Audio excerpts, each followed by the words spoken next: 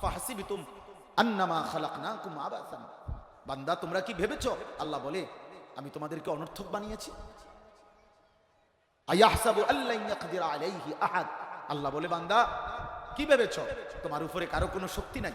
এত মিথ্যা, এত চুরি, এত জিনা, এত মদ, এত জুয়া, এত সুদ, এত কিস্তি, এত নারী, এত ছবি, এত নাটক, এত নৃত্য, এত অসভ্য, একটা ওয়াক্ত সেজদা দাও না।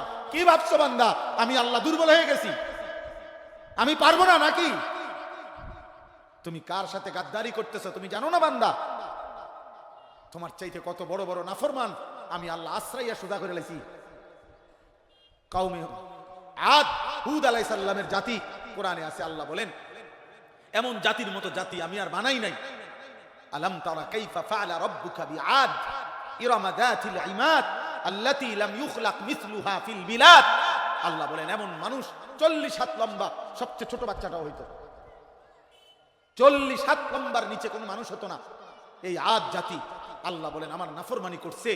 আমি আল্লাহ যখন নারাজ হলাম, তখন আমি আল্লাহ যখন সিদ্ধান্ত নিছি আমি আযাব দেব, তো আল্লাহ কোরআনে বলছে সূরা আল হাক্কার মধ্যে আছে একটানা 7 রাত, 7 লায়ালিন ওয়া 8 আইয়াম, 7 রাত 8 দিন টানা ওই জাতির উপরে আল্লাহ তুফান লাগাইছে, ঝড় তুফান চালাইছে। এই 7 রাতের তুফান, 8 দিনের তুফানে আল্লাহ বলেন 40 হাত লম্বা লম্বা ওই মানুষগুলো খেজুরের গাছ, বড় বড় সুপারি গাছ, নারকেল গাছ ঝড় তুফানে যেভাবে ভাঙ্গা ভাঙ্গা পড়ে, এইভাবে লম্বা লম্বা মানুষগুলো ভাঙ্গা ভাঙ্গা পয়রা সবগুলোকে আমি শেষ করে দিচ্ছি। ফাতারাল কওমা ফিহা সারআ, সব কাটা লাশ। কি ভাবছেন বাবা? আল্লাহকে বলেন না। আমি ওসিয়ত করলাম, অনুরোধ করলাম আব্বা